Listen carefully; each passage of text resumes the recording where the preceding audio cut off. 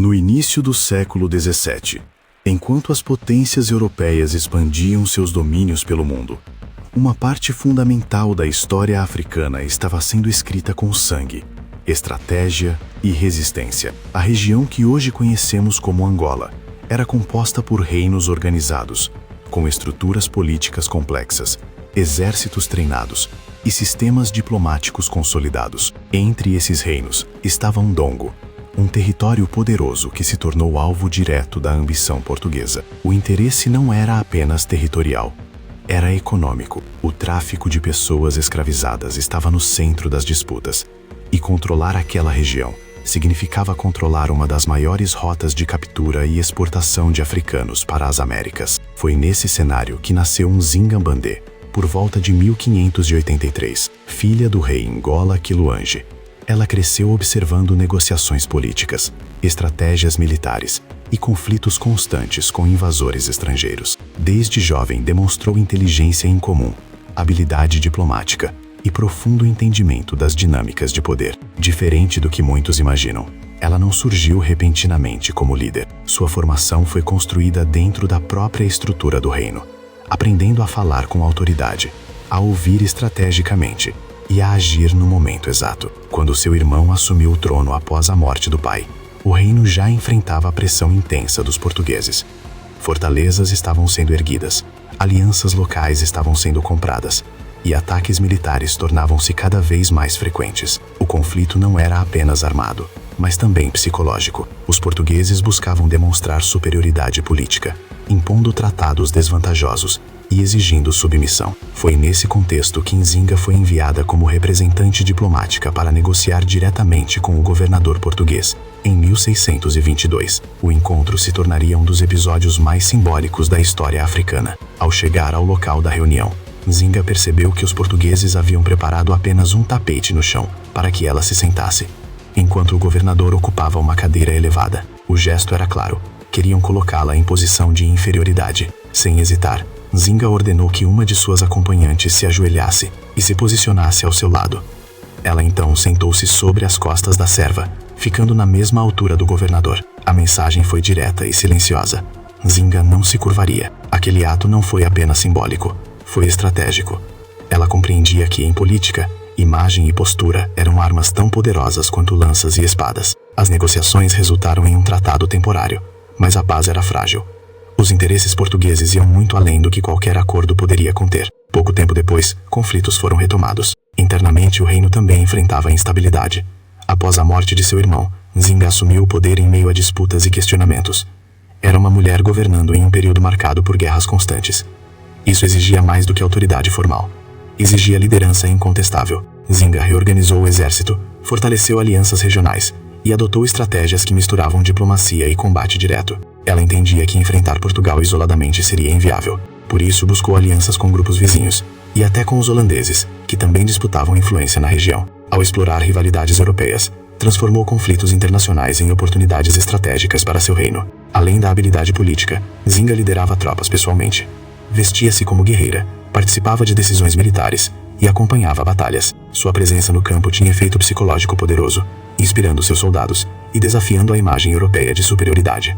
Durante anos, conduziu campanhas de resistência que dificultaram o avanço português e impediram a consolidação total do domínio colonial na região. Outro aspecto marcante de sua trajetória foi sua capacidade de adaptação cultural e religiosa como instrumento político. Em determinado momento, converteu-se ao cristianismo e adotou o nome Ana de Souza. Para alguns, poderia parecer rendição, mas para Nzinga era estratégia. A conversão facilitava negociações, criava pontes diplomáticas e ampliava sua margem de manobra dentro do cenário colonial. Ela utilizava as ferramentas disponíveis, inclusive as culturais, para fortalecer sua posição. Enquanto isso, o tráfico de africanos escravizados continuava sendo o grande motor econômico da presença portuguesa. Nzinga compreendia que resistir não significava apenas proteger território, mas também preservar pessoas, cultura e autonomia política. Em várias ocasiões, acolheu refugiados de regiões devastadas, ampliando sua base populacional e fortalecendo sua estrutura interna. A guerra, porém, não foi constante o tempo todo. Houve períodos de recuo estratégico, momentos de reorganização e negociações calculadas. Nzinga sabia quando atacar e quando recuar. Sabia quando assinar tratados e quando rompê-los. Essa flexibilidade garantiu sua longevidade política. Diferente de líderes que apostaram tudo em confrontos diretos e rápidos, ela construiu uma resistência de décadas. Com o tempo, consolidou seu poder também no reino vizinho de Matamba, transformando-o em base sólida de operações. A partir dali, reestruturou rotas comerciais, fortaleceu defesas e manteve viva a resistência contra a expansão portuguesa. Sua capacidade de governar por tantos anos em um período de extrema instabilidade demonstra não apenas força militar, mas visão administrativa. Nzinga governou até a idade avançada, ultrapassando os 70 anos, algo impressionante para a época, especialmente para alguém envolvida em conflitos constantes. Em seus últimos anos, buscou estabilizar relações diplomáticas que garantissem certa autonomia para seu povo. Mesmo sem expulsar definitivamente os portugueses, conseguiu limitar sua expansão e preservar espaços de soberania africana.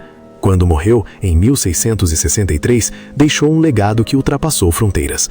Sua história sobreviveu em narrativas orais, registros europeus e memória cultural angolana. Durante muito tempo, foi retratada sob olhares coloniais que tentavam minimizar sua liderança ou distorcer suas estratégias. Ainda assim, sua figura resistiu ao apagamento histórico. Hoje, Nzinga é lembrada como símbolo de resistência africana, inteligência política e liderança feminina, em um contexto dominado por impérios expansionistas. Sua trajetória desafia a narrativa simplista sobre colonização e demonstra que a África não foi apenas cenário de dominação, mas também de enfrentamento, estratégia e poder. A história de Nzinga nos obriga a repensar o passado. Mostra que enquanto impérios europeus avançavam com armas e tratados, havia líderes africanos articulando respostas complexas e eficazes. Ela não foi apenas uma rainha que lutou, foi uma estrategista que compreendeu as regras do jogo internacional e soube utilizá-las a favor de seu povo. Em um período em que mapas estavam sendo redesenhados pela força, Nzinga redesenhou seu próprio destino pela inteligência. Sua vida não é apenas um capítulo da história angolana, é parte essencial da história global. É prova de que resistência não nasce apenas da força física, mas da capacidade de pensar além do momento presente. E talvez o mais impressionante seja justamente isso. Mesmo diante de um dos maiores impérios marítimos da época, ela não aceitou a posição que lhe foi imposta. Sentou-se à altura de governadores, comandou exércitos, negociou com potências estrangeiras e governou por décadas. Sua existência por si só foi um ato contínuo de desafio. A história africana está repleta de impérios, líderes e conquistas que raramente recebem o mesmo destaque que as narrativas europeias. Nzinga é uma dessas figuras que rompem o silêncio histórico. Ao conhecê-la, entendemos que a resistência africana não foi exceção. Foi constante, estratégica, determinada. E enquanto muitos nomes foram esquecidos pelo tempo, o dela continua ecoando como símbolo de dignidade, coragem e poder.